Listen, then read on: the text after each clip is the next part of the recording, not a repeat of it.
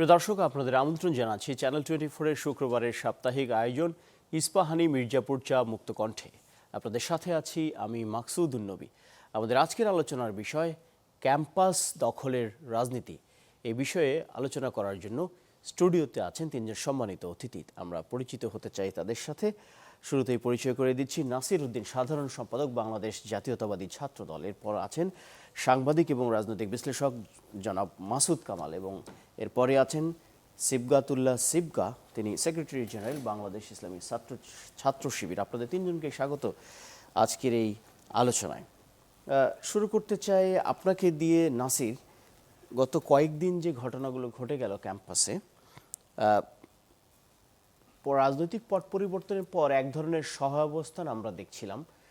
মোটামুটিভাবে এখন সক্রিয় ছাত্র সংগঠন, ছাত্রদল, ছাত্র শিবির, ছাত্র শক্তি, তারা মোটামুটিভাবে যার যার কর্মসূচিগুলো পালন করছে। যদিও বিভিন্ন সময় নানা রকমের অভিযোগ থাকে একে অপরের বিরুদ্ধে, কিন্তু তেমন রক্তপাত দেখা যায়নি। যদিও 1-2 মাস আগে চট্টগ্রামে একটি রক্তক্ষয়ী সংঘর্ষের ঘটনা ঘটেছে, তারপরে পরিস্থিতিটা ভালোই যাচ্ছিল।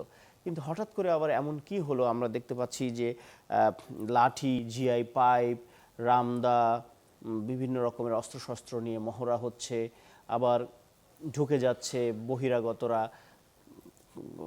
বিভিন্ন শিক্ষা প্রতিষ্ঠানে গেট ভেঙে ফেলতে হচ্ছে। তো আপনার কাছে প্রথম যে প্রশ্নটি আমি রাখতে চাই যে আপনাদের আন্দোলনে ছাত্র সংগঠনগুলোর যখন একে অপরের সঙ্গে এক ধরনের একে অপরকে মোকাবেলা করার চেষ্টা করছে, আমরা সেখানে দেখতে পাচ্ছি যে বহিরাগতরা ঢুকে পড়ছে। ছাত্রদল করছে না, যুবদল বা অন্যরা, মুরব্বীরাও দেখছি আপনাদের আন্দোলনে ঢুকে পড়ছে। এই বিষয়টা কি আপনারা বিব্রত করে কিনা আপনাদেরকে? জি, আপনাকে ধন্যবাদ জানাচ্ছি। এটি আসলে ঘটনার সূত্রপাত, আপনি জানেন যে বেগম রোকেয়া বিশ্ববিদ্যালয় যেটি রংপুরে, সেখানে শিবিরের একটি প্রোগ্রাম ছিল। সেই প্রোগ্রামে তারা বিগত 17 বছরের, আপনারা জানেন যে সেখানে যুদ্ধ অপরাধীদের দায়ে যারা দণ্ডপ্রাপ্ত হয়েছে তাদের ছবি সংবলিত প্রোগ্রাম করা হচ্ছে। তো এটি তাদের নিজস্ব বিষয় এবং বিচার ব্যবস্থা নিয়ে ওনাদের কোশ্চেন আছে, সেটিও তাদের নিজস্ব বিষয়। কিন্তু সেখানে ওই একই মার্জিনে, মানে সেম প্যারালালি বুঝিয়ে তারা আমাদের দেশনেত্রী বেগম খালেদা জিয়ারও একটি ছবি মাঝখানে তারা রেখেছিল, যে অবিচারের শিকার সে একই মাত্রায়। তো আমাদের যে বেগম রোকেয়া বিশ্ববিদ্যালয়ের ছাত্রদল তাদেরকে অনুরোধ করেছে গিয়ে সেখানে, যে আপনারা এই ছবিগুলোর মধ্যে দেশনেত্রী বেগম খালেদার ছবিটি আপনারা সরিয়ে রাখুন। তখন তারা বলছে না, তারা এটি সরাবে না। তারপরে ছাত্রদলের নেতাকর্মীদের সাথে তাদের বাকবিতণ্ডা হচ্ছিল। এর মধ্যে ছাত্র শিবিরের পিছন থেকে তাদের এক কর্মী ছাত্রদলের নেতাকর্মীদের উপর চেয়ার ছুঁড়ে মেরেছিল। এটি সত্য, এটি গণমাধ্যমে এসেছে। এরপরে সংঘর্ষ হয়েছে। এটি আপাতত এইখানে থামতো। কিন্তু আমরা যেটি লক্ষ্য করলাম, যেহেতু বেগম রোকেয়া বিশ্ববিদ্যালয় পূর্ব নির্ধারিত সময়ে তাদের প্রোগ্রাম চলছিল, সেখানে রংপুর জেলা এবং রংপুর মহানগর এবং আশেপাশের পুরো অঞ্চল থেকে জামাত ইসলামের নেতৃবৃন্দরা সে প্রোগ্রামে উপস্থিত ছিলেন। তারা সকলেই বাংলাদেশ জাতীয়তাবাদী ছাত্র দলের সাথে সংঘাতে লিপ্ত হয়েছে। এবং সবচেয়ে আশ্চর্যজনক কথা হচ্ছে যে তারা ছাত্রদলের নেতাকর্মীর উপর হামলা করেছে। হামলা করে সেই ভিডিও এবং ছবি তারা সামাজিক যোগাযোগ মাধ্যমে উচ্ছ্বাস প্রকাশ করেছে। এমনকি শুধু সেটা শিবির করেনি, জামাত ইসলামের শীর্ষ নেতাও করেছেন। এবং ঢাকা 17 আসনের যিনি আমাদের মাননীয় প্রধানমন্ত্রীর সাথে যিনি প্রতিদ্বন্দ্বিতা করেছেন, তার একটি স্ট্যাটাস ভাইরাল হয়েছে। তিনি এরকম বেলাইন করে বলেছেন যে ছাত্রদল সেখান থেকে পালিয়ে গেছে, সকল ক্যাম্পাস থেকে ছাত্রদলকে বিতাড়িত করা হবে। এটির প্রতিবাদে কি আপনাদের বিভিন্ন ক্যাম্পাসে কি আপনারা পদক্ষেপ নিলেন? না, এটি আমরা শেষ করি। তারপরে এরকম একটি ঘটনা, বিশেষভাবে এটি আমি মনে করি যে এটি খুবই দৃষ্টিকটু হয়েছে, যে এরকম একটি ছোটোখাটো সংঘাত হয়েছে, কিন্তু সেটাকে বড় করে দেখানোর জন্য, পরিস্থিতিকে জটিল করার জন্য এটি শিবিরের পক্ষ থেকে, জামাত ইসলামের পক্ষ থেকে করা হয়েছে। এরপরে আপনি জানেন জগন্নাথ বিশ্ববিদ্যালয়ে পূর্ব নির্ধারিত জুলাইয়ের একটি প্রোগ্রাম এটি বিশ্ববিদ্যালয় অর্গানাইজ করেছিল। সেখানে ইউজিসির চেয়ারম্যান সেখানে উপস্থিত ছিলেন, জুলাইয়ের প্রোগ্রাম। তো সেখানে সকল ছাত্র সংগঠন সেখানে আগে থেকে আমন্ত্রিত ছিল। সেখানে ইউজিসির চেয়ারম্যানকে লক্ষ্য করে শিবিরের নেতারা তারা দাবি তুলেছেন যে তাদের বিশ্ববিদ্যালয়ের উন্নয়ন প্রকল্প সেনাবাহিনীর দিয়ে করাইতে হবে। তো আমি মনে করি এই যে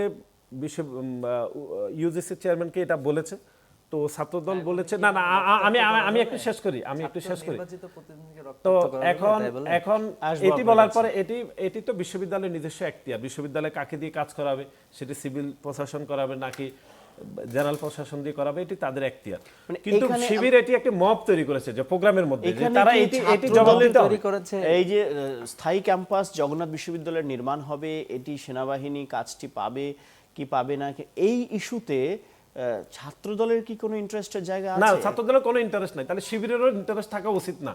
মানে বিশ্ববিদ্যালয়ের কাজ কাকে দিয়ে করাবে, আপনাকে দিয়ে করাবে নাকি সেনাবাহিনী দিয়ে করাবে নাকি নৌবাহিনীকে দিয়ে করাবে, এটি তো বিশ্ববিদ্যালয় এখতিয়ার। কিন্তু এটি পূর্ব থেকে বিশ্ববিদ্যালয় দাবি তো জুলাই আসলে আগস্টের একটি শিবিরের না, প্রোগ্রাম বিশ্ববিদ্যালয়ের চলমান ছিল, শিক্ষার্থীদের বিভিন্ন কিন্তু সেই প্ল্যাটফর্মে। প্রোগ্রামকে বানসাল করার জন্য শিবির এখানে ইচ্ছাকৃতভাবে আমরা এখানে জগন্নাথ একটা মব তৈরি বিশ্ববিদ্যালয়ে করেছে। দেখলাম যে সেখানে যখন সহিংসতা বা সংঘর্ষ হচ্ছে, একটা পর্যায়ে কেউ কেউ গিয়ে চিকিৎসা নিচ্ছিল, সেই চিকিৎসা কেন্দ্রে গিয়ে পর্যন্ত হামলা করা হয়েছে। সেটি কারা করছে বলে আপনারা মনে করেন? আপনাদের উপর তো অভিযোগ আসছে, না, সেটিকে কিভাবে আপনারা সমর্থন করেন? হসপিটালে চিকিৎসার বিষয়ে এই বিষয়ে ছাত্রদলের কোনো নেতাকর্মীরা জড়িত নয়, বরং আমরা দিনের পরক্ষণে আমরা দেখলাম আলিয়া মাদ্রাসাতে বাংলাদেশ জাতীয়তাবাদী কারা জড়িত? ছাত্রদলের ছাত্রদল জড়িত নয়, কেউ না কেউ গিয়ে তো হামলা করেছে, তারা কারা? সেটি আপনারা তো কি- বিচার তদন্ত হওয়া উচিত বলে আমরা মনে করি। সেটি ছাত্রদল কোনোভাবে জড়িত নয়, বরং আলিয়া মাদ্রাসাতে যে হামলার ঘটনা ঘটেছে সেখানে ছাত্র শিবির প্রথমে বাংলাদেশ জাতীয়তাবাদী ছাত্রদলের নেতাকর্মীর উপর হামলা করেছে এবং আলিয়া মাদ্রাসা আমাদের ছাত্রদলের যে সিনিয়র জয়েন্ট সেক্রেটারি সানাউল্লাহকে নির্মমভাবে পিটানো হয়েছে, তাকে কোপানো হয়েছে, সেই ছবি ভিডিও আমরা জি। শিবিরের শীর্ষ নেতাদেরকে পাঠিয়েছি। আসবো সুতরাং আপনার কাছে। ঘটনা সূত্রপাত বেগম রোকেয়া বিশ্ববিদ্যালয়ে শিবির শুরু করেছে এবং ঢাকাতেও তারা মব করে এই পরিস্থিতি জটিল জি, করেছে। আসবো আপনার কাছে। সিবগাতুল্লাহ, তিনি যে অভিযোগটি করলেন যে আপনারা মবটা শুরু করেছেন বেগম রোকেয়া বিশ্ববিদ্যালয়ের রংপুর দিয়ে শুরু, ছাত্র শিবির ক্যাম্পাসগুলোতে একটা ভালো অবস্থানে আছে, তারা সেটি বিভিন্নভাবে তাদের কর্মসূচির মাধ্যমে জানান দেওয়ার চেষ্টা করছে, বিশেষ করে ছাত্র সংসদ নির্বাচনের পর আপনাদের তো বিভিন্ন জায়গায় প্রতিনিধিত্ব আছেই। তাহলে এই বেগম রোকেয়া বিশ্ববিদ্যালয়ে আপনাদের এত শোডাউন, রাত্রে কাউকে কাউকে আমরা উল্লাস করতেও দেখলাম যে ছাত্রদল বলে কিছু থাকবে না রোকেয়া বিশ্ববিদ্যালয়, এই ধরনের উচ্ছ্বাস প্রকাশ করতেও দেখা গেল। তাহলে আপনাদের এই শোডাউন দেওয়ার দরকার পড়লো কেন আলাদা করে? জি, ধন্যবাদ আপনাকে, ধন্যবাদ আমার সহ আলোচকদেরকে। আসলে ইসলামী ছাত্র শিবিরের জুলাই কেন্দ্রিক 36 দিন ব্যাপী অনেক ধরনের কর্মসূচি আছে। এর মধ্যে একটা গুরুত্বপূর্ণ কর্মসূচি হচ্ছে জুলাই ডকু ফিল্ম প্রতিযোগিতা, যেটার মাধ্যমে জুলাইয়ে সংগঠিত যারা রাজপথে ছিল বিভিন্ন সময় তাদের কি পরিস্থিতির মধ্য দিয়ে তারা গিয়েছে সেগুলো সহ, এরপরে জুলাই স্মৃতিলেখন প্রতিযোগিতা ইত্যাদি অনেক ধরনের প্রোগ্রামে আমাদের আছে। ঢাকা বিশ্ববিদ্যালয়ে বেশ কয়েকটি প্রোগ্রাম হয়েছে। এরপরে জাতীয় জাদুঘরেও আমাদের জুলাই প্রদর্শনী ছিল আমাদের, শিশুদের যারা জুলাই বিভিন্ন সময় শহীদ হয়েছে তাদের নিয়ে। তো এরকম যেহেতু আমাদের দেশব্যাপী কর্মসূচিগুলো চলতেছে, জুলাইয়ের কর্মসূচি মাত্র 2 বছরে আগে বাংলাদেশে সংগঠিত একটি গণ অভ্যুত্থানের জায়গাগুলো আমরা মানুষের মাঝে তুলে ধরতে চাই। এই জায়গা থেকে মূলত রংপুর বিশ্ববিদ্যালয়ের আয়োজনটি। তো আয়োজন তো একটি শান্তিপূর্ণ আয়োজন। সেই আয়োজনে আমাদের 16 বছরের বিভিন্ন ধরনের নির্যাতন, নিপীড়ন, শাপলা গণহত্যা থেকে শুরু করে বিডিআর হত্যাকাণ্ড থেকে শুরু করে সব বিষয়গুলো সেখানে নিয়ে আসার চেষ্টা করা হয়েছে। কিন্তু ছাত্রদলের এটা হচ্ছে অতীত কার্যক্রম। সেখানে তাদের একটা গ্রুপ গিয়ে সেখানে বাকবিতণ্ডা করেছে। বাকবিতণ্ডা করার পরে এক সময় আমাদের 2 দফায় সেখানে হামলা করা হয়েছে। ঠিক আছে, আপনারা অনলাইনে গেলেও দেখতে পাবেন, এবং পরবর্তীতে ওইখানে যারা নেতাকর্মী ছিল তারা আসলে প্রতিরোধ গড়ে তুলেছেন। তো এই ছিল মোটামুটি ঘটনা। প্রতিরোধটা কি খুব আপনার কাছে বাড়াবাড়ি রকমের মনে হয়নি? রাতে আমার ব্যাপকভাবে যেটা মনে হয়েছে যে মূলত ছাত্রদল তো হামলা করেছে, ছাত্রদল হামলা করেছে।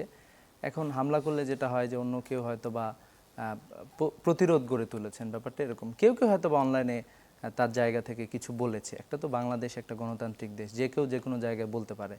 আমাদেরকে তো সকাল বিকাল বাংলাদেশ থেকে নাই করে দেওয়া হয়, তাই বলে কি এটা জাস্টিফাইড হয় কোনো একটা বিশ্ববিদ্যালয়ে নির্বাচিত ছাত্র প্রতিনিধি? আর জগন্নাথের বিষয়টা ভাই এখানে বলে গেলেন। জগন্নাথ বিশ্ববিদ্যালয়ে যেটা হয়েছে যে জগন্নাথ বিশ্ববিদ্যালয়টা ঢাকার মধ্যে একটা বিশ্ববিদ্যালয়, যে বিশ্ববিদ্যালয়ের শিক্ষার্থীদের অন্যতম একটা বড় দাবি, বিশ্ববিদ্যালয়ে আসলে কোনো হল নাই জগন্নাথ বিশ্ববিদ্যালয়ে। মানে এরকম একটা জায়গায় ছাত্ররা মানবেতর জীবনযাপন করেন। বিগত 16 বছরে আওয়ামী লীগ নানা ধরনের প্রজেক্ট নিয়ে আসছে, এবং প্রজেক্টগুলো খুবই লেন্দি হয়েছে, এবং সেখানে নানা ধরনের দুর্নীতি, অনিয়মের খোঁজখবর আমরা পেয়েছি বিভিন্ন সময়। তো তো যাই হোক, এখন বিশ্ববিদ্যালয় নতুন করে বাজেট পেয়েছে 10,000 কোটি টাকা হল নির্মাণ করার জন্য, ঠিক আছে, বিভিন্ন জায়গায়। তো এখন এটা কিন্তু ছাত্র শিবিরের দাবি ছিল না যে হল কাজ কে করবে বা ইত্যাদি। বিশ্ববিদ্যালয়ের একটা গ্রুপ তারা সেখানে বসেছে, প্ল্যাকার্ড নিয়েছে যে আমাদের হলগুলো দ্রুত বাস্তবায়ন হওয়া দরকার।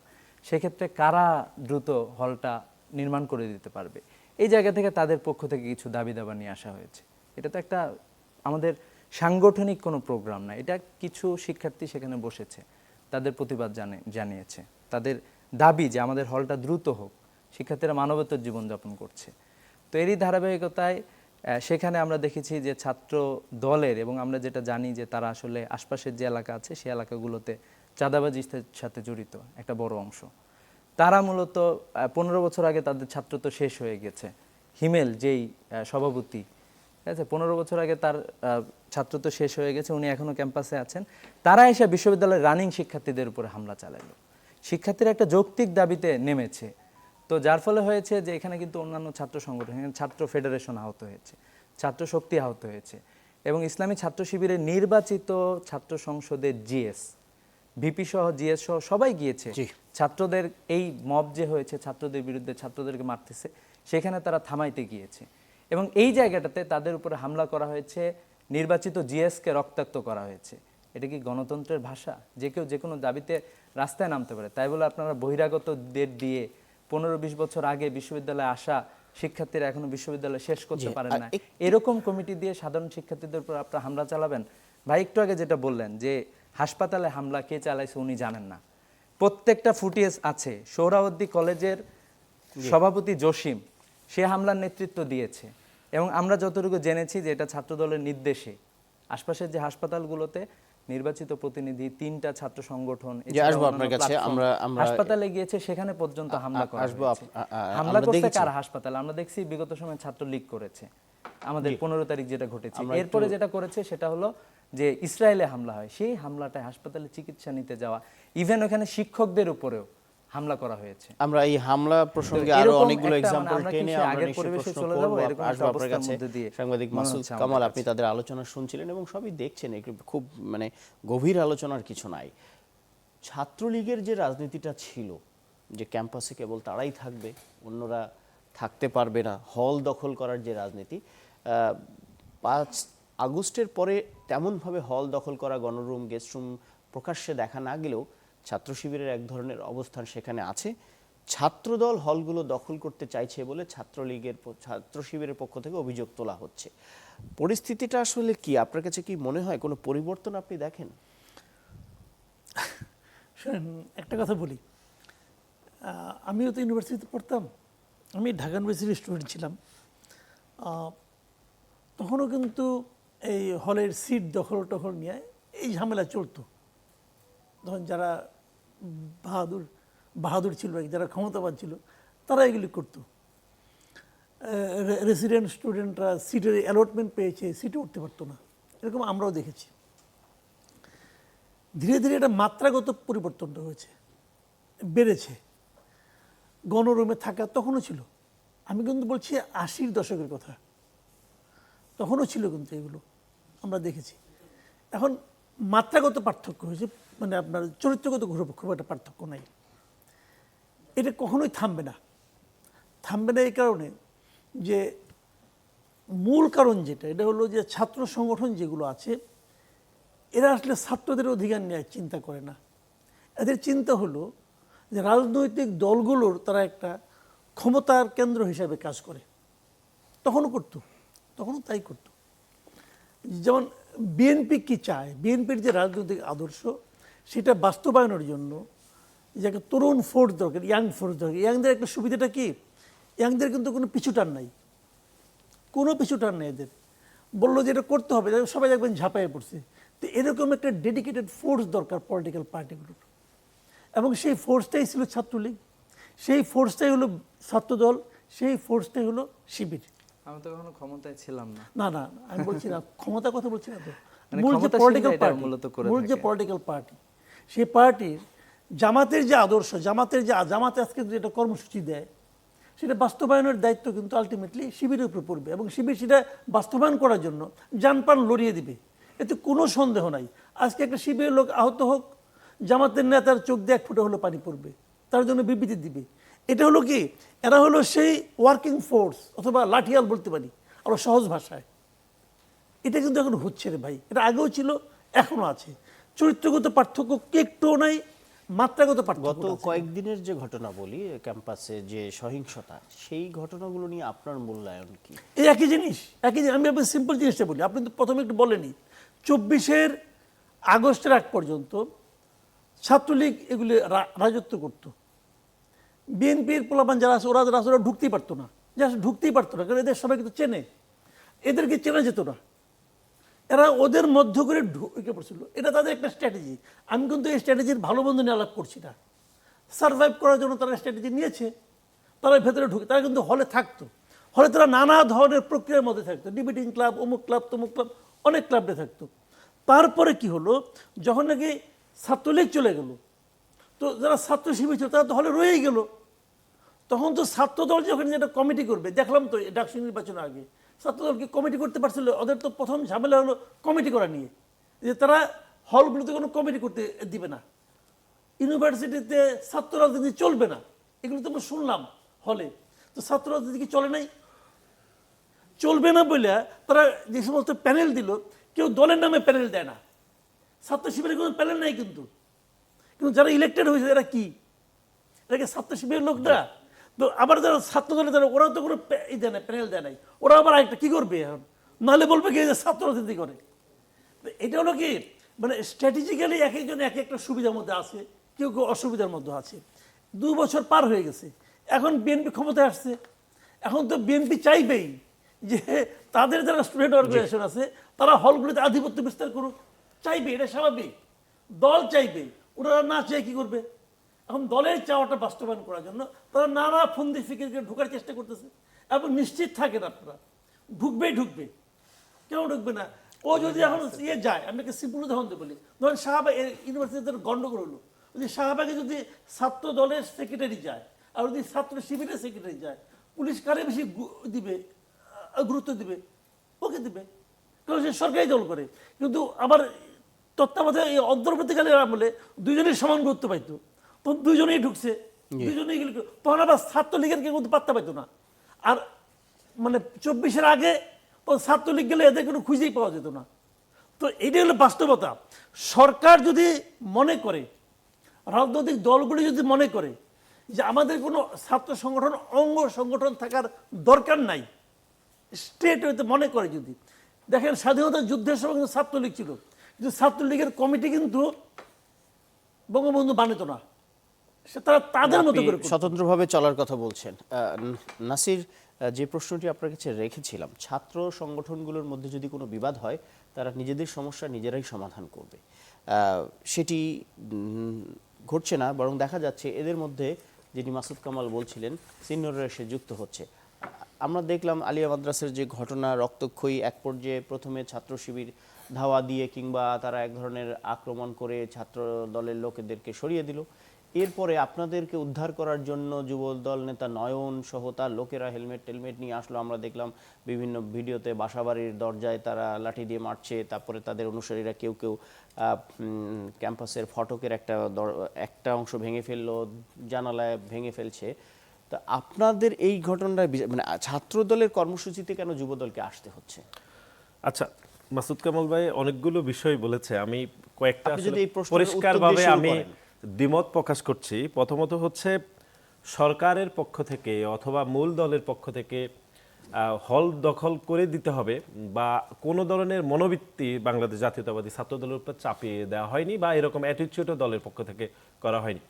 আর গণ অভ্যুত্থানের পরে আমরা আসলে একটা ইতিবাচক রাজনীতির মধ্যেই যাচ্ছি, বা সকলেই হল দখলের রাজনীতি, পিটিয়ে মানুষ মেরে ফেলা, জোর করে মিছিলে নেওয়া সহ যাবতীয় নেতিবাচক রাজনীতি আমি মনে করি চিরতরে মুক্তি হয়েছে। হয়তো গত কয়েকদিন ধরে বিভিন্ন ক্যাম্পাসগুলোতে জটিলতা হচ্ছে, কিন্তু এটির অর্থ এ নয় যে বিভিন্ন ক্যাম্পাসগুলোতে পুরনো যে হল দখলের যে কালচার সেটি ফিরে আসছে বলে আমি কোনোভাবে মনে করি না।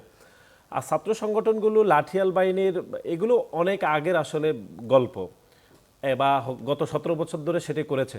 আমি মনে করি যে বাংলাদেশ জাতীয়তাবাদী ছাত্রদল গত 17 বছরে অত্যন্ত নির্যাতিত।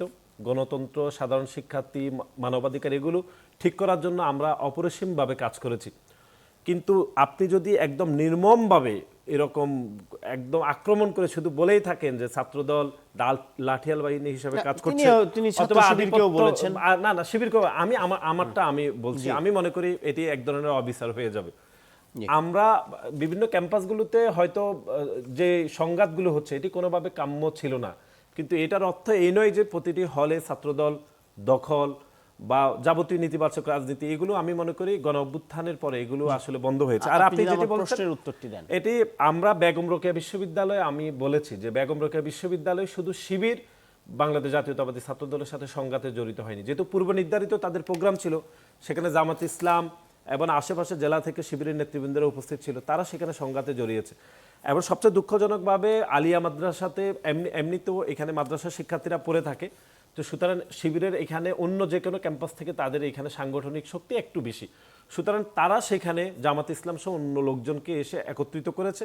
সেজন্য হয়তো ছাত্রদল আসলে কাউকে অনুরোধ করে নাই, সেখানে আশেপাশে থাকার কারণে যুবদলের নেতৃবৃন্দরা ছাত্রদলের সাথে যুক্ত হয়েছে, এটাও ঠিক হয়নি, কিন্তু তারপরেও যুক্ত হয়েছে। আমরা এটি মনে করছি যে এটি কোনোভাবে কাম্য ছিল না। জি, সিবগাতুল্লাহ, একটি প্রশ্ন সামনে আসে। আপনারা বিভিন্ন জায়গায় ক্যাম্পাসগুলোতে বিভিন্ন প্রদর্শনী করছেন, জুলাই প্রদর্শনী, ফ্যাসিবাদ আমলের বিভিন্ন অন্যায় অবিচার, সেটি তুলে ধরতে গিয়ে আপনারা যে জুডিশিয়াল কিলিংয়ের কথা বলছেন, সেখানে আপনাদের দলের আপনাদের যে মাদার অর্গানাইজেশন জামাত ইসলাম, তাদের যে নেতৃবৃন্দের ফাঁসি হয়েছে তাদের কারো কারো ছবি আপনারা সামনে এনে সেটি উপস্থাপন করছেন। এটিকে কেন্দ্র করে কিন্তু ঢাকা বিশ্ববিদ্যালয়ের আগেও একটা ঘটনা ঘটেছিল। আবার একই ধরনের স্ট্র্যাটেজি আপনারা কেন নিচ্ছেন? আপনাদের কি পদ্ধতিগত ভুল হচ্ছে না বলে আপনারা মনে করেন, বা আপনারা একটা পরিস্থিতিকে একটা উস্কানি দিচ্ছেন বলে মনে হচ্ছে না? আমি মাকসুদ কামাল ভাইয়ের সাথে একটু আমারও দ্বিমত আছে, ভাইয়ের সাথে আর কি।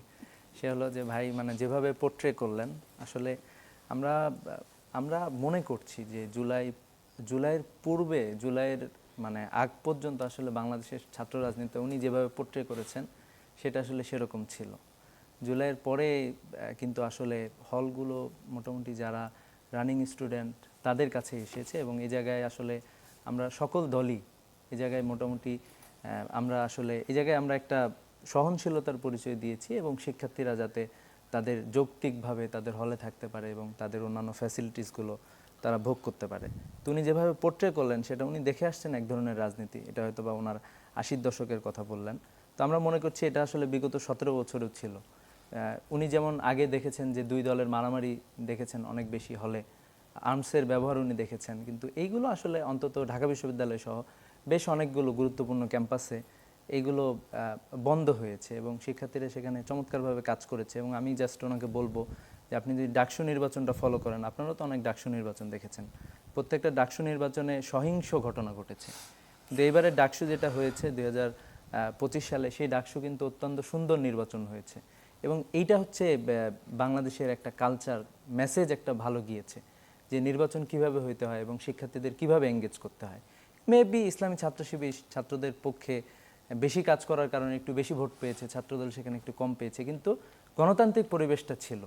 আমরা কিন্তু একটা ডাকসু নির্বাচন শেষ করেছি, সেই নির্বাচনে কোনো সংঘর্ষের কোনো আসলে ঘটনা ঘটে নাই। আর আরেকটা ব্যাপার আপনি যেটা বলেছেন, আসলে সবসময় যেটা দেখা যায় যে সরকারি দল যারা মূলত ক্ষমতায় থাকে, বল প্রয়োগটা তারাই করার চেষ্টা করে বিভিন্নভাবে। তো বল প্রয়োগ মনে করেন যে আমরা তো এখানে মানে পুরো বাংলাদেশটাকে নিয়ে এসেছি, পুরো বাংলাদেশে 17 বছরের যে নির্যাতন নিপীড়ন আছে, তো এটা তো একটা হিস্ট্রি বাংলাদেশে, যে আল্লামা সাঈদী যখন রায় হলো তখন বাংলাদেশে শত শত মানুষ মারা গিয়েছে। সেটা নিয়ে খালেদা জিয়া কথা বলেছে, বিএনপির বর্তমান যিনি প্রধানমন্ত্রী আছে উনি কথা বলেছেন। ছাত্রদলের যেই ছেলে এখানে হামলা চালাইছে, পরবর্তীতে সে লাইভে এসে কান্না করেছে যে আমি আসলে সরি, আমার এটা ঠিক হয় নাই, সাঈদী সাহেবের মতো মানুষকে মেরে ফেলা হয়েছে, এই জাতীয় বিষয়গুলো বলেছে। তো এই জায়গায় কিন্তু আমরা মানে দলীয় রাজনীতির সংকীর্ণতা আমরা পরিহার করেছি। আমরা যেমন এই জায়গায় খালেদা জিয়াকে রেখেছি, উনিও নির্যাতনের শিকার, তারেক রহমানও নির্যাতনের শিকার, জামাত নেতৃবৃন্দ শিকার, বিডিআর বিদ্রোহের ওই সময়টা বিডিআর হত্যাকাণ্ডে তারাও নির্যাতনের শিকার। এরপরে যদি আমরা দেখি যে 24-এর যারা শহীদ হয়েছেন তাদেরকেও আমরা রেখেছি। এইভাবে করে পুরো বিষয়টা কিন্তু আমরা এখানে নিয়ে আসার চেষ্টা করেছি। সাংবাদিক মাসুদ কামাল, আপনি শুনছিলেন একটা ইন্টারেস্টিং ঘটনা ঘটে।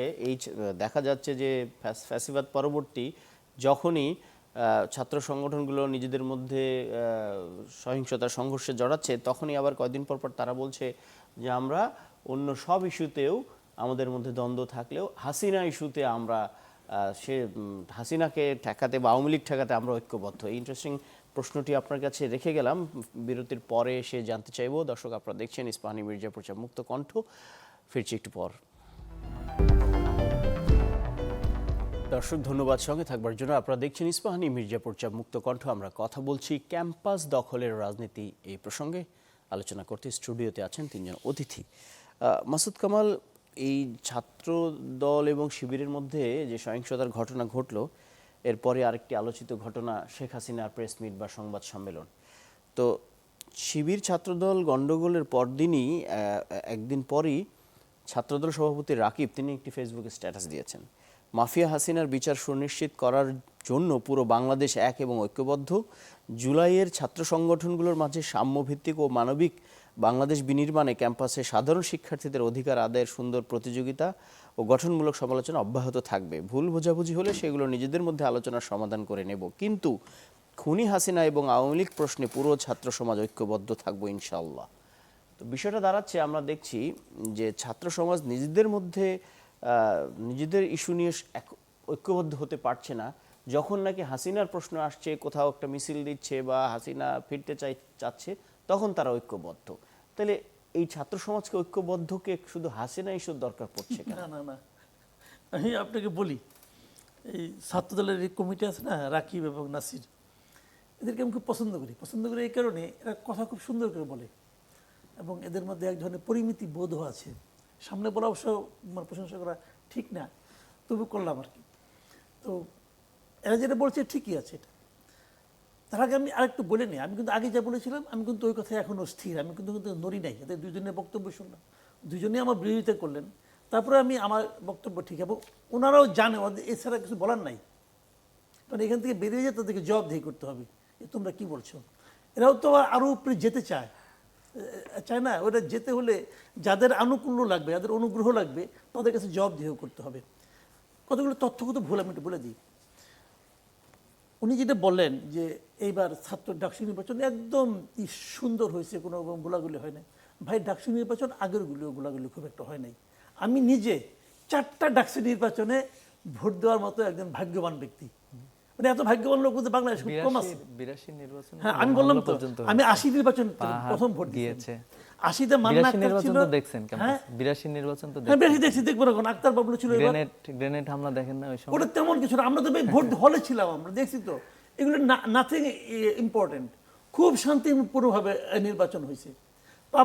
তারপরে যেটা হলো যে কবে হলো এইটি আপনার সুলতান মোহাম্মদ মনসুর এবং মোস্তাক হোসেন, এই যে আমাদের এখন যে মোস্তাক ভাই আসে, ডাক্তার মোস্তাক হোসেন, উনিও কিন্তু ডাক্তার জিএস। শেষে হলো আপনার আমান খোকনের নির্বাচনের আগে হ্যাভি একটা গন্ডগোল হয়েছিল, ওই অভির সঙ্গে অনেক কিছু হয়েছিল, কিন্তু ইলেকশন কিন্তু শান্তিপূর্ণভাবে হয়েছে ভাই। ইলেকশনে কোনো ঝামেলা হয় নাই। আর রেগুলার স্টুডেন্ট বলে আপনাকে, ওই বহিরাগত সবসময় কিছু না কিছু থাকে, সব সময় থাকতো। হয়তো এই সময় শিবিরের পলিটিক্স একটু নিয়মতান্ত্রিক, তো ওরা কিন্তু কমিটি ঠিক সময় করে, কমিটি হলে পরে আপোষে তারা পথ ছেড়ে দেয়, এটা একটা নিয়মতান্ত্রিক, এটা ভালো। আমার কিন্তু এগুলিতে কোনো কিছুতে কোনো আপত্তি নাই। আমার খালি আপত্তি হলো এই ছাত্ররা যখন মূল রাজনৈতিক দলের কর্মসূচিকে বাস্তবায়ন করার জন্য জীবন লড়িয়ে দেয়, আমার এটা নিয়ে আপত্তি। এটার দরকার নাই কোনো। আপনারা যদি করেন, আপনি এখানে স্টুডেন্ট পলিটিক্স করেন, স্টুডেন্টের ওয়েলফেয়ার নিয়ে চিন্তা করেন। আপনার চিন্তা হচ্ছে মতিউর রহমান নিজামীকে এস্টাবলিশ করতে হবে, আপনার চিন্তা হচ্ছে বেগম জিয়াকে ওখান থেকে ছবি সরাতে হবে। এই চিন্তা যে চিন্তা কথাটা বললো আর কি, এই চিন্তাটা তো স্টুডেন্টদের চিন্তা হওয়ার কথা না, এটা পলিটিক্যাল পার্টিগুলি ভাববে। আচ্ছা যাক, এই প্রসঙ্গে নিয়ে অনেক আলাপ করা যায়, এটা নেওয়া করবো না। যেটা আপনার মূল যে প্রশ্নটা, এই যে বলো না যে আমরা ওই জায়গায় ঐক্যবদ্ধ, এই জন্যই বলছিলাম যে ওরা খুব সুন্দর করে কথা বলতে পারে এবং এদের মধ্যে পরিমিতি বোধটাও ভালো। আসলেও তাই। আমাদের যে আপনার 24-এ যে আন্দোলনটা হয়েছিল কেন বলেন? সবাই একত্র হয়েছিল কেন হয়েছিল? সবার কাছে একটা কমন ভিলেন ছিল, একটা কমন ভিলেন ছিল শেখ হাসিনা, এবং একটা কমন ভিলেন ছিল বলেই দেশের সমস্ত মানুষ সেই আন্দোলনে ঐক্যবদ্ধ হতে পারছিল, তাহলে হতো না। কিন্তু বিএনপি লোকেরা আওয়ামী লীগের কাছে সবচেয়ে বেশি অত্যাচারিত দল, 15টা বছর আওয়ামী লীগ বিএনপিতে একটা বড় দল, যে টর্চার করছে। জামাতও টর্চার দল, জামাতকেও তো মানে ধাক্কাতে ধাক্কাতে প্রায় বাইর করে দেয়, অগাস্টের 1 তারিখে তো নিষিদ্ধ করে দিল। এই দুইটা দলই তো অত্যাচারিত। কিন্তু এই পুরো আন্দোলনে আপনি দেখেন, জুলাই মাসের পুরা পত্রিকাগুলি পড়েন, পুরো আন্দোলনে একবারও জামাতও বলে নাই, বিএনপিও বলে নাই এই আন্দোলনে আমি আছি। কেন বলে নাই? এটা বললে পরেই আন্দোলনটা আন্দোলনটা নষ্ট হয়ে যেত হয়তো। এটা ছিল তাদের স্ট্র্যাটেজি, এবং এই স্ট্র্যাটেজিক্যাল কারণে সারা দেশের মানুষ আমার যে প্রশ্নের জায়গাটা সেটি হলো ঐক্যটা কোথায় ছিল? নিঃসন্দেহে হাসিনাকে যে সরানোর কমন ভিলেনের ব্যাপারে তারা ঐক্যবদ্ধ বটে, এখন ডেভেলপমেন্টের প্রশ্নে, সহাবস্থানের প্রশ্নে, উন্নয়নের প্রশ্নে, ক্যাম্পাসে শান্তির প্রশ্নে তারা তো ঐক্যবদ্ধ হতে পারে, শুধু হাসিনা ইস্যুতেই কেন না না তাদের না, ঐক্য- এটা হওয়া সম্ভব না। আমি বলি আপনাকে মূল ঘটনাটা বলি। ওই সময় তো একজনকে সরাইতে হবে, উনি যখন চলে গেল, এখন কি? এখন হইলো যে আমি জামাত এবং বিএনপি এদের পলিটিক্স কি সেম? তা তো না। বিএনপি এখন যেভাবে দেশ চালাচ্ছে, যদি জামাত যেত ক্ষমতায়, জামাত কি এইভাবে দেশ চালাইতো? চালাইতো না তো। দুটো তো দুই রাজনীতি করে। এখন দুই রাজনীতি যখন করে, যখন দেশ চালানোর প্রশ্ন, আওয়ামী লীগ তো নাই, ধরেন আওয়ামী লীগের পলিটিক্স নাই এখানে, এখন জামাত আর বিএনপি দুজনে দুই পলিটিক্স নিয়ে আসছে। তারা তো চেষ্টা করবে যে আমার পলিটিক্সটাকে আমি জনগণের সামনে নিয়ে এস্টাবলিশ আসি। করার জন্য চেষ্টা এবং করে। এই জন্য তারা এই লড়াইটা হবেই। জি। তবে যে কথাটা রাকিব যেটা বলেছেন, আমি ওটা বলি আপনাকে, ওটা খুবই একটা বার্নিং পয়েন্ট। এটা আমিও বলি যে আপনারা ঝগড়াঝাটি করেন ভাই, কোনো সমস্যা নাই। এই যে এনসিপি ঝগড়া করে, জামাত ঝগড়া করে 10 মিনিটের মধ্যে ফালাই দিবে, অমুক করবে তমুক, বলে না? এই আজহাউল একদিন বলছিল যে 13 দিনের মধ্যে শেষ করে দেবো, জি। বলছিল। আমাদের ওনাদের কাছে আমার অনুরোধ, ভাই এই ঝগড়া করেন সমস্যা নাই, কিন্তু খেয়াল রাখেন ঝগড়া করতে যে এমন পরিস্থিতির উদ্ভব করেন না যাতে নাকি তাদের আবার ঢুকে পড়াটা ত্বরান্বিত হয়, ওটা একটু খেয়াল রাখেন। নাসির, আপনার কাছে আসবো। শেষ যে কথাটি বলছিলেন মাসুদ কামাল, যে ঝগড়া করেন, অন্য কিছু করেন না, এই ঝগড়া থেকে আমরা দেখছি সহিংসতার দিকে চলে যাচ্ছে। যখন রোকেয়া বিশ্ববিদ্যালয়ে পরস্পর কর্মসূচি ডাকার কারণে 144 ধারা জারি হলো, পরের দিন সন্ধ্যার আগে 144 ধারা তুলে নেওয়ার সাথে সাথে দেখলাম ক্যাম্পাসের আশপাশে রামদা, রড, একেবারে নতুন নতুন মনে হলো যে সামুরাই, মানে এখনো ব্যবহারও হয় নাই, চকচক করতেছে, কেউ কেউ বস্তায় ভরে অস্ত্র নিয়ে এসে তারা ক্যাম্পাসের সামনে পাহারা দিচ্ছে। এটি কেন ঘটছে এবং অভিযোগ আপনাদের দিকে? দেখুন, আবারও আমি বলছি যে সংঘাত যেখানে সূত্রপাত হয়েছে সেটি বেগম রোকেয়া বিশ্ববিদ্যালয়ে, সেটি রাত্রির বেলা, এবং সেখানে শিবির এবং জামাত ইসলামের নেতৃবৃন্দরাই শুরুতে হামলা সূত্রপাত করেছে। তারাই লাঠি সোটা, দেশীয় অস্ত্র, লগি বৈঠা এগুলো নিয়ে হামলা করেছে। এটার একটা প্রামাণিক লগি বৈঠা শিবির কেন আনবে? নিয়েছে তো, লাঠি নিয়েছে। এনেছে, লাঠি, জিআই পাইপ লগি এনেছে। বৈঠা, লাঠি তো কাছাকাছি একই জিনিস এনেছে। এটা হচ্ছে ধরুন শিবির, এটা আমি এর আগেও বলেছি, সেটা হচ্ছে শিবিরের একটা ঐতিহাসিক চরিত্র আছে। তাদের মারামারির ধরন, সংঘাত, রক্কাটার, এগুলো ঐতিহাসিক চরিত্র। তারা ভিন্ন ভিন্ন জায়গায় এগুলো প্রদর্শন করে। আপনি খেয়াল করে দেখবেন যে ধরুন শিবির রক কোথায় কেটেছে অতীতে। তারা কিন্তু ঢাকা বিশ্ববিদ্যালয়ে কখনো রক কাটতে পারেনি, জগন্নাথ বিশ্ববিদ্যালয়ে রক কাটতে পারেনি, বা ঢাকা কলেজে, তিতুমির কলেজে কখনো রক কাটতে পারেনি।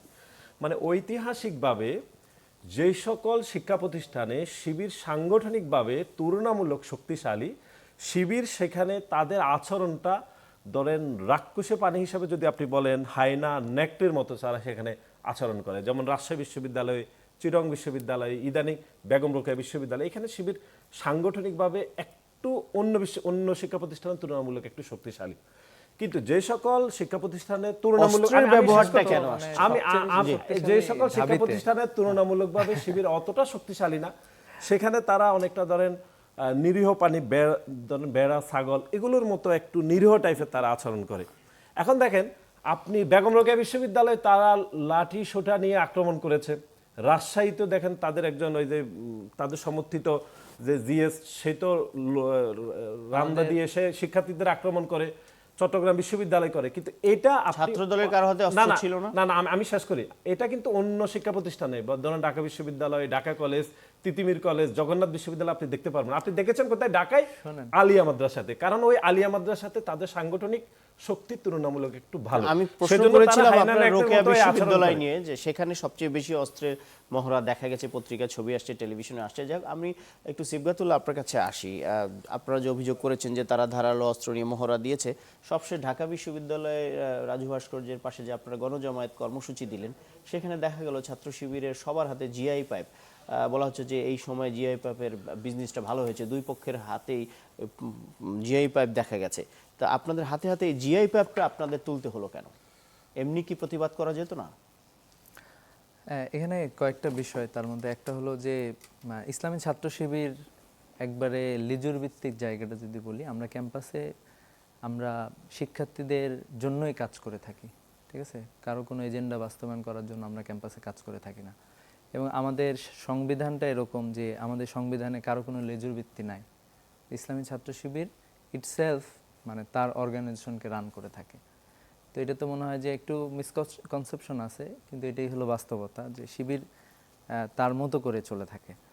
আর আরেকটা ব্যাপার হচ্ছে যে আমাদের মূলত বাংলাদেশের যে মনে করেন যে বল প্রয়োগের রাজনীতি, এরপরে ক্ষমতা কুক্ষিগত করে শিক্ষার্থীদেরকে জিম্মি করার রাজনীতি, এটা নিশ্চয়ই মাসুদ কামাল ভাই আমার সাথে এগ্রি করবেন যে এটা সবসময় আসলে সরকারি দলের পক্ষ থেকে হয়ে থাকে প্রত্যেকটা জায়গায়। বিশেষ করে বিশ্ববিদ্যালয়ের কথা যদি বলি, যে গেস্ট রুম, গণরুম থেকে শুরু করে বল প্রয়োগের যে জায়গাগুলো, সেই জায়গাগুলো আসলে সরকারি দলের পক্ষ থেকেই হয়ে থাকে। তো এরকম একটা জায়গায় আমরা মানে ভয়ের সংস্কৃতির যে মুক্তি, আসলে এটাই তো আমরা চাই। জুলাই তো আসলে এটার জন্যই বলা যায় যে শিক্ষার্থীরা ঐক্যবদ্ধভাবে রাস্তায় নেমেছে। আমরা আসলে এটা চাই না। এবং হচ্ছে ভয়ের সংস্কৃতির মধ্য দিয়ে যারা শিক্ষার্থীদের কাছাকাছি যাইতে চায়, ঠিক আছে, তারা আসলে আলটিমেটলি তো তারা তাদের থাকে না। ছাত্রলীগ যারা হলে থাকতো, বেনিফিশিয়ারি ছিল, তারা তো আসলে ছাত্রলীগ করে না, ঠিক আছে? তো এই আমি জায়গা যে থেকে আমাদের প্রশ্নটি মনে হচ্ছে রাখলাম যে আপনার ছাত্রদের কাছে, যে এই যে যখন একটা সাধারণ হয়তো কোনো বিভেদ থাকে, দ্বন্দ্ব থাকে, সেটি সহিংসতায় গড়াচ্ছে এবং উভয়ের হাতে আমরা অস্ত্র, লাঠি। আমি ওইটাতে যাচ্ছি, আপনাদের এই আমি GI ওইটাতে পাইপ যাচ্ছি। নিয়ে আমরা মহড়া তো দিতে হলো আমাদের কেন ঢাকা আমাদের জিআই বিশ্ববিদ্যালয়ে? পাইপ নিয়ে মানে এটা মনে হয় ভুল। আপনি একটু ভালো মতো দেখবেন যে আমি আমাদের দেখেছি আগের দিন সেই যখন প্রোগ্রামে জগন্নাথ বিশ্ববিদ্যালয়ের সহিংস, আমাদের- আপনাদের লোকেরা কেউ কেউ মার খেয়েছে, পরদিন আবার না, আপনারা আমাদের পক্ষ থেকে যেটা হয়েছে GI সেটা হলো পাইপ যে নিয়ে নেমে জগন্নাথ মানে ঢাকালিয়ায় যেটা হয়েছে, দেখেন আমরা তো জগন্নাথ বিশ্ববিদ্যালয়ে নির্বাচিত জিএসকে সেখানে মারা হয়েছে, এবং একই রকম ঢাকালিয়াতে মারা হয়েছে। কিছু কিছু জায়গায় তারা প্রতিরোধ করে তুলেছে। এবং ঢাকা বিশ্ববিদ্যালয়ে যে প্রোগ্রামের কথা বলছেন, সেটা কিন্তু সেখানে কিন্তু অনেক পতাকা ছিল, জুলাইয়ের ফেস্টুন ছিল, ইত্যাদি ছিল, ঠিক আছে? দুই একটা ফেস্টুন হয়তো খুলে গেছে, এগুলোকে ছাত্রদল পোর্ট্রে করার চেষ্টা করতেছে। কিন্তু আমরা তো একবারে না, না, যদি এটি আপনাদেরকে পরিষ্কারভাবে একবারে সবার যদি হাতে বেশ আমরা green যদি colour-এর আপনাদেরকে GI পাইপ ছিল। একবারে যদি দেখায় যে দেখেন যে আমাদের যেই আক্রমণগুলো ঘটেছিল, আমি আশা করতেছি সবাই দেখতে পাচ্ছেন, এই যে দেখেন সেই আক্রমণে একজন খুনি জড়িত, ঠিক আছে? ঢাকালিয়ার আক্রমণে। এখানে হচ্ছে যে নয়নের পাশে যিনি আছেন, তিনি হচ্ছেন ঢাকা বিশ্ববিদ্যালয়ে 5 আগস্টের পরে একটা হত্যাকাণ্ড, তোফাজ্জলের খুনি শেখ রমজান আলী রকি। আমি জানি না উনি ছাত্রদলের কি রাজনীতি করেন, তার সাথে আছেন। দেখেন ঢাকা কলেজে এই যে পিস্তল নিয়ে করতেছে, এইভাবে করে দেখলে আসলে আমরা দেখব যে মানে প্রত্যেকটা জায়গায়। কিন্তু আমরা যেটা করেছি সেটা হয়তো বা আপনি পতাকা অথবা একটা পাইপ দেখাই বলতেছেন, কিন্তু আমরা এগুলো পতাকা নিয়েছিলাম মূলত প্রোগ্রাম, এবং একটা পতাকার সাথে তো লাঠি আপনাদের দরকার হচ্ছে, একটা তাই না? শান্তিপূর্ণ এবং একটা শান্তিপূর্ণ মিছিলে তো ছিল। সাংবাদিক মাসুদ কামাল, কোন দেশের পতাকা ছিল? যে সাংবাদিক মাসুদ কামাল, যেটি হচ্ছে আইন শৃঙ্খলা বাহিনীর ভূমিকা। আইন শৃঙ্খলা বাহিনীর কাজ হলো ছাত্রদল হোক আর ছাত্র শিবির হোক, যেই সহিংসতায় যুক্ত হবে তাকে দমন করা, তাকে নিয়ন্ত্রণ করা। কিন্তু আমরা দেখলাম ঢাকা আলিয়ার ঘটনায়, কিংবা ঢাকা কলেজেরও ঘটনায়, কিংবা রোকেয়া বিশ্ববিদ্যালয়, পুলিশের সামনে লোকেরা অস্ত্র নিয়ে মহড়া দিচ্ছে, দৌড়াদৌড়ি করছে, মারামারি করছে, কিন্তু তেমনভাবে তাদেরকে নিয়ন্ত্রণ করতে দেখা যাচ্ছে না। ছাত্রলীগের আমলেও এটা আমরা দেখেছি, পুলিশের সামনে ছাত্রলীগ বেমালুম ঘুরে বেড়াচ্ছে, পুলিশ কিছু বলছে না। আসলে এটি কেন হচ্ছে আপনার মনে হয়? এটা হচ্ছে এই কারণে যে পুলিশ তো আসলে আপনার আওয়ামী লীগ আমলে তাদের যে চরিত্র ছিল, আমাদের পুলিশের চরিত্র এটাই এখনো। ওই চরিত্রটা কি? চরিত্রটা হলো যে ওরা আসলে কনফিউজ থাকে, আমি কাকে ধরবো, ধরলে তাকে আমি রাখতে পারবো না, আবার ধরে না আমাকে আবার বদলি করে দেয়।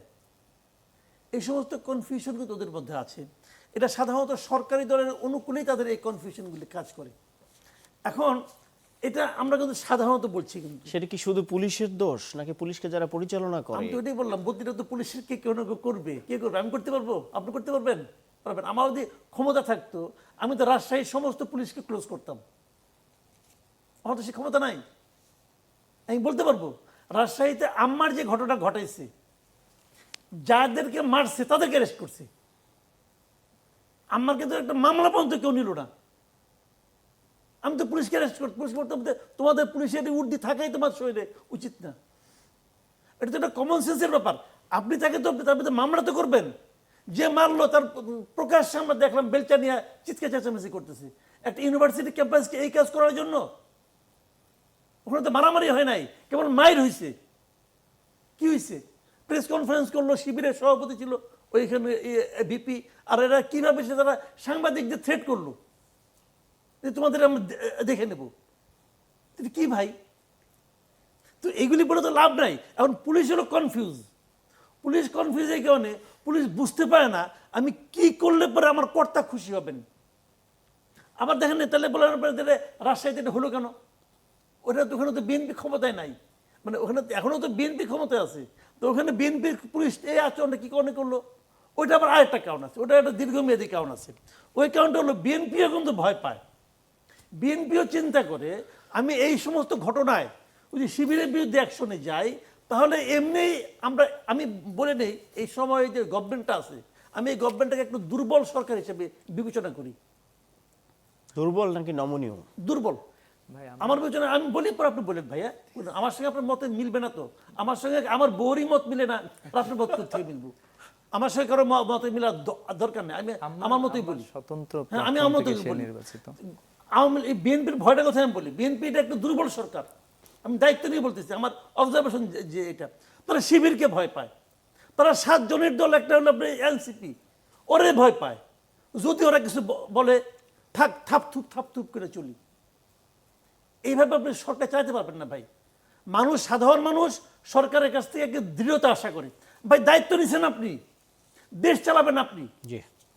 আমি তো ভাই জামাত যেটা করতেছে এটা জামাতের পলিটিক্স, ওদের করবেই। জামাত কি চায়? জামাত চায় আগামী নির্বাচনে আমি ক্ষমতায় আসবো। এটা চাওয়াটা তো অন্যায় না, অন্যায় না তো। এবং এই ক্ষমতায় আসার জন্য তাদের এখন ইমিডিয়েট লক্ষ্যটা কি? বিএনপিকে বোঝাই দেওয়া মানুষকে যে বিএনপি পারতেছে না। এখন জামাতের চিৎকার যদি বিএনপি ভয় পায়, তাহলে এর জন্য বিএনপি ভুগবে। কেন অ্যাকশন হবে না? আজকে যদি মনে করেন ঢাকায় প্রত্যেকটা এলাকায়, ঢাকা বলেন, চিটাগাং বলেন, আপনি রংপুর বলেন, রাজশাহী বলেন, এই গণ্ডগোলের জন্য কারা দায়ী? যেমন ধরেন আপনার হবিগঞ্জের ঘটনা, এনসিপির লোকগুলি পিটাইলো, ছবি সব দেখা গেছে তো ভাই। এই ছবির লোকগুলিকে কেউ চেনে না, লোকাল লোকজন চেনে না। আপনি ছবির লোকগুলিকে অ্যারেস্ট করেন, বিচার করেন, আপনি কাউকে আটকেছে? আমি তো ওই জন্যই বলছি, যদি এরা ধরা না পড়ে তাহলে আমি বিশ্বাস করব এটা ছাত্রদল করছে। ধরা তো পড়ে নাই। জি। ওখানে যদি ছাত্রলীগের হইতো, ধরতে 10 মিনিট লাগতো। বলে তো লাভ নেই রে ভাই। ভাই আমাদের দেশে আমরা এইগুলি দেখে আসতেছি। আমার ধারণা আমার বয়স হয়ে গেছে, আর কদিন আইন শৃঙ্খলা বাহিনী শক্ত পদক্ষেপ নিলে হয়তো এই সহিংসতাগুলো আরো কমানো যেত। নাসির, আপনাদের বিরুদ্ধে একটি অভিযোগ করা হয়, এর আগে আলোচনায় সিবগাতুল্লাহ তুলেছেন যে জগন্নাথ বিশ্ববিদ্যালয়ের যে নেতা 15 বছর আগে, হিমেল, তার 15 বছর আগে ছাত্রত্ব শেষ হয়ে গেছে, তারপরেও তিনি নেতা থাকছেন কিভাবে? দেখুন, এটি হিমেল হয়তো আমরা একটা চরিত্র বললাম, না, এটি ওনার একটু অনুমান নির্ভর, এটি ওনারা প্রায় বলে থাকেন। আমি একটু বলি, এটি 15 বছর না, মানে নেতৃত্বে একটু বয়স বেড়েছে, কিন্তু সেটি কোনোভাবে 15 বছর না। আমি একটু বলছি, আমরা সারা দেশে সকল শিক্ষা প্রতিষ্ঠানে আমাদের খুবই নিয়মিত শিক্ষার্থী, ঢাকার কয়েকটি বড় ইউনিটে আমরা এখনো সাংগঠনিক ক্রাইটেরিয়া এখনো আমরা কমিয়ে নিয়ে আসতে পারিনি। এগুলো আমাদের 5 আগস্টের আগের লিডারশিপ, দীর্ঘ আন্দোলন সংগ্রামে তারা কাজ করেছে। এবং জগন্নাথ বিশ্ববিদ্যালয়ে ওনারা ফ্যাসিবাদ বিরোধী আন্দোলনের সময় ওনারা কারা নেতৃত্বে ছিলেন, আদৌ ছিলেন কিনা, বা সবাই ছাত্রলীগে ছিলেন, তো বা সেগুলো ওনারা বলেন না, শুধু আমাদের নেতৃত্বের ক্রাইটেরিয়া নিয়ে কথা বলেন। এবং জগন্নাথ বিশ্ববিদ্যালয়ে হিমেল দীর্ঘ ফ্যাসিবাদ বিরুদ্ধে যেরকম আন্দোলনে ভূমিকা রেখেছেন, তেমনি জুলাই আগস্টে শিক্ষার্থীদের অধিকারের জন্য আন্দোলন করেছেন। এমনকি এই যে ইন্টারিয়ামের সময় আমরা দেখেছি জগন্নাথ বিশ্ববিদ্যালয়ের শিক্ষার্থীরা প্রধান উপদেষ্টার বাসভবনের সামনে তাদের যে সমস্যা নিরসনের জন্য কাজ করেছেন, পুরো জগন্নাথ বিশ্ববিদ্যালয়ের শিক্ষার্থীদের প্রতিনিধিত্ব করেছেন। সুতরাং আমি মনে করি এরকম একজন শিক্ষার্থীকে যে 15 বছর আগে স্টুডেন্টসের শিপ শেষ হয়েছে এরকম বলা খুবই দুঃখজনক। হ্যাঁ, কয়েক বছর আগে শেষ হয়েছে, কিন্তু এখনও তার সেকেন্ড মাস্টারশিপ চলছে। সুতরাং এটি আমরা মনে করি অচিরে আমাদের এমনি ঢাকার কয়েকটি ইউনিটে আমরা নেতৃত্ব পরিবর্তন করব বলে আমরা মনে করি। সিকবাতুল্লাহ যে অভিযোগটি তুলতে চেয়েছেন নাসির, এবং তোলা হয় যে আপনাদের যে গুপ্ত রাজনীতির যে অভিযোগ, আপনারা এখন আসলে কতখানি উন্মোচিত? এখনো আপনাদের তো ভেতরে ভেতরে আপনারা ক্যাডার ভিত্তিক সংগঠন পরিচালনা করছেন, ছাত্রলীগকে ছাত্রলীগের ভেতরে ছিলেন, এখনো তাদের লোকেরা আপনাদের দলে আছে সংগঠনে, এমনটি অভিযোগ করা হয়। অভিযোগ তো আসলে অনেক কিছুই করা হয়। দেখেন এখানে যেটা যে ওনারা আসলে মানে বাংলাদেশের বর্তমান যারা শিক্ষার্থী আছে বিভিন্ন ক্যাম্পাসে, তারা কিন্তু সবাই মানে খুব বেশি স্বাধীন চেতা, ঠিক আছে? এবং শিক্ষার্থীরা কেন স্বাধীন চেতা? শিক্ষার্থীদের মনস্তত্ত্বে দেখবেন যে একটা পরিবর্তন এসেছে। কারণ হচ্ছে তারা 17 বছরে দেখেছে এবং 17 বছরের শাসনকে শিক্ষার্থীরা মূলত ভেঙে দিয়েছে। যে বিগত 17 বছরে যে ফ্যাসিবাদী শাসন ব্যবস্থা ছিল, শিক্ষার্থীদের হাত ধরেই শুরু হয়েছে এবং আওয়ামী লীগের পতন হয়েছে, জুলাই বিপ্লব সংগঠিত হয়েছে। তো এই জায়গা থেকে বর্তমান সরকারও আসলে সাধারণ শিক্ষার্থীদের এই সম্মিলিত শক্তিটাকে অনেক বেশি ভয় পায়। যার ফলে যেটা আমরা আওয়ামী লীগের সময় দেখছি, একজন ভালো প্রশাসনে ভালো কাজ করে, তিনি দুর্নীতি একটু কম করেন, তাহলে তাকে দিয়ে দেয় আর কি, এই তুমি জামাত করো, তুমি শিবির কর্তা, তুমি এরকম আর কি, যে তাকে সাইড করার জন্য। তো এখন বিশ্ববিদ্যালয়গুলোর ক্ষেত্রে যেটা হয়েছে যে ছাত্রদল আসলে এই আওয়ামী লীগ যে ফোবিয়ায় ভুক্ত, আওয়ামী ফোবিয়াটা আসলে মানে ছাত্র দল অথবা বর্তমান সরকারেরও কাছে আমার মনে হয় যে তারা এই ফোবিয়ায় ভুগতেছে। যার ফলে তারা সাধারণ শিক্ষার্থীদের যে কোনো আন্দোলনকে তারা আসলে এটা শিবির, যেমন আমি যদি আজকে বলি, আজকে বুয়েটে শিক্ষার্থীরা ছাত্রদল সেখানে হামলা চালাইছে, শিক্ষার্থীরা কিন্তু সবাই মিলে প্রতিরোধ করছে। এবং বিভিন্ন বিশ্ববিদ্যালয়ে এই যে ছাত্রদল বুটেক্সে শিক্ষার্থীরা কিন্তু ছাত্রদলের বিরুদ্ধে অবস্থান গ্রহণ করেছে। এইভাবে করে শিবির না, আপনি সব জায়গায় এই যে দেখেন আপনাদের, আমি বলি দেখেন মানে এখানে 1.5 বছরের বেশি সময় ধরে এই যে শিক্ষার্থীদের নাম করে কথিত শিক্ষার্থীদের ব্যানার ব্যবহার করে যে এই যে আমি আপনার সময় আপনি বলবেন, আপনার সময় আপনি বলবেন, দেখেন এই জায়গায় দেখেন ছাত্র দলের যে রাজনীতিটা, এখানে মনে করেন যে অনেক ধরনের তারা যেহেতু ক্ষমতায় আছে এবং তাদের পলিটিক্স বলা যায় যে অনেকটা ক্ষমতাসীন, ইতিপূর্বে যেরকম পলিটিক্স তারা চর্চা করছিল হয়তোবা সেরকম পলিটিক্সই তারা ক্যাম্পাসে করতে যাচ্ছে। তো যার ফলে যেটা হয়েছে যে মনে করেন যে বিভিন্ন ধরনের আশপাশের বিভিন্ন ধরনের সিন্ডিকেটের সাথে তারা জড়িত হওয়ার কারণে তারা নানাবিধ অপরাধে জড়িয়ে যায়, এবং এই শিক্ষার্থীরা যদি এটার প্রতিবাদ জানায় তাহলে হচ্ছে যে কাউকে আসলে শিবির ট্যাগ দেওয়া যায় আর কি। শিবির ট্যাগ দেওয়া গেলে দেখেন আমি যদি আপনাকে একটু ঢাকা বিশ্ববিদ্যালয়ে অন্তত যদি বলি যে সাদিক কায়েম 14,000 ভোট পেয়েছে, প্রায় 15,000 ভোট, সবাই কি শিবির করে? মেয়েরা তো বেশি ভোট দিয়েছে, নির্বাচন হয়েছে সেখানে অনেকেই ভোট দিয়েছে, দলীয় কর্মী, সাধারণ শিক্ষার্থী। এখন আপনি তো তাদেরকে শিবির বলতে পারেন না, তারা শিবিরের 1.5 বছরের কাজ দেখেছে, আজকে ভালো লেগেছে, সংবাদ সম্মেলন হয়েছে, তাদের মানে দাবি জানিয়েছে। আমি মনে করছি যে সাধারণ শিক্ষার্থীদের যে ভয়েস তৈরি হয়েছে, সে ভয়েসকে সাংবাদিক মাসুদ কামালের কাছে আমরা আসতে চাই একটু অন্য প্রসঙ্গে। ছাত্র রাজনীতি নিয়ে তো কথা হলোই, শেখ হাসিনার যে সংবাদ সম্মেলন সেটি নিয়ে কূটনৈতিক সফলতার কথা বলা হচ্ছে, যে স্টেটমেন্ট দেওয়া হয়েছে, সরকার খুব বোল্ড একটা স্টেটমেন্ট দিয়েছে, এটি প্রশংসিত হচ্ছে। একই সাথে আবার নাহিদ ইসলাম তিনি বলেছেন সরকারের কূটনৈতিক ব্যর্থতার কারণেই এই ধরনের একটি প্রেস কনফারেন্স হতে পেরেছে ভারতে। আপনি কিভাবে দেখছেন? আমি দুইটার সঙ্গে একটার সঙ্গে একমত না। যে স্টেটমেন্টটা দেওয়া হয়েছে, প্রেসলি যেটা দেওয়া হয়েছে, এটা আমার কাছে মনে হয়েছে যে অন্তর্বর্তীকালীন সরকারের সময় একজন ছিল না, আপনার প্রেস সেক্রেটারি ছিল না শফিকুল আলম, ওর ল্যাঙ্গুয়েজ মনে হয়েছে আমার কাছে। মানে এই ধরনের অ্যারোগেন্সি, এটা কূটনীতির ভাষা না, দিস ক্লিয়ার। এটা আমার কাছে একদমই অপছন্দ। সেই প্রেস সচিব তো নাই, এই সরকারই তো এটা লিখেছে নাকি? নাই, হয়তো আমি বললাম তো ওরকম মনে হয়েছে, উনি আসেন এটা তো আমি বলি নাই। আমার কাছে মনে হয়েছে যে ওই মানসিকতার কেউ লিখেছে এটা, আমার কাছে এটাকে মনে হয়েছে। এটা কোনো কূটনীতির ভাষা হইতে পারে না। এইভাবে বলে আপনি কী লাভ করছেন? কোনো কিছু অর্জন করতে পারছেন এটা নিয়ে? পারেন নাই তোরে ভাই। ওরা বলে গেছে, আপনারা দাবি জানাইছেন যে ওনার জন্য না হয়, ওনাকে আপনারা এটা করতে দিয়েন না, দাবি জানাইছেন। তার 2 দিন পরে তারা অনুষ্ঠানটা করছে, করার পরে তারপরে আপনি এরকম একটা প্রেস রিলিজ দিলেন তড়িঘড়ি কিনা, আবার এটা 8বার এডিট করছেন আপনি, ওদের পেজে 8বার দেওয়া হয়েছে, 8বার এডিট করা হয়েছে। তার মানে ওরা নিজেরাও কনফিউজ ছিল এটা দেওয়া ঠিক হচ্ছে কিনা, এভাবে ঠিক হচ্ছে কিনা। মানে এটা তো নোট বারবার এই প্রেস delete হয়। রিলিজটাতে সমস্যা কোথায়? আপনার সমস্যা হলো এইটাই যে আপনি শুনেন ভাই, কথা হলো একটা জিনিস, এটা জন্য আপনি বলে ফেলাবেন, এটা আপনার পাবলিক করে ফেলাবেন, আপনারা ব্যাক করতে পারবেন না কিন্তু। তো এর জন্য তো নোট ভার্বাল এনাফ ছিল। আপনি ওদের রাষ্ট্রদূতকে ডেকে বলতেন যে তুমি আমার কি বইলা গেল আর কি করলা, কিন্তু এইটা দিয়ে আপনি কি করলেন, আপনি জনগণকে দুনিয়াকে জানাইলেন যে তারা এটা করছে, তারা এটা কি কারণে, ওইখানে শেখ হাসিনা কি বললো না বললো, বা সে তো বিতাড়িত দেশ থেকে, তার বলার কারণে আমার গণতন্ত্র ধ্বংস হয়ে যাবে। আমরা এত দুর্বল, আমাদের সরকার এত দুর্বল যে শেখ হাসিনার এক হুঙ্কার আমি শেষ হয়ে যাবো, এটা ঠিক হয় নাই। জি। আবার আরেকটা কথা বলি আপনাকে, আমি আজকে দেখলাম যে ওরা বলছে